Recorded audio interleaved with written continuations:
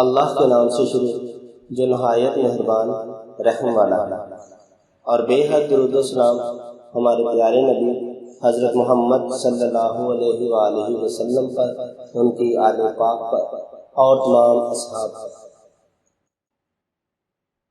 مسجد میں جب باجماعت نماز ادا کریں تو امام صاحب نماز کے فرض پڑھانے کے بعد یہ مختصر سی دعا مانگتے ہیں، لہٰذا آپ بھی یہ دعا یاد کر لیں تاکہ جب تنہا نماز پڑھیں تو ہر نماز کے فرض پڑھنے کے بعد یہ دعا مانگا کریں، کیونکہ حضور نبی کریم صلی اللہ علیہ وسلم بھی فرض کے بعد یہ دعا پڑھا کرتے تھے۔ ام المومنین حضرت عائشہ رضی اللہ تعالی عنہا سے روایت ہے کہ رسول اللہ صلی اللہ علیہ وسلم جب سلام پھیرتے تو کہتے، اللہم انت السلام ومنک السلام تبارکت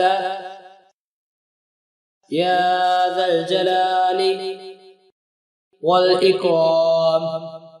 اللہم انت السلام ومنک السلام تبارکت یا ذا الجلال والإکرام۔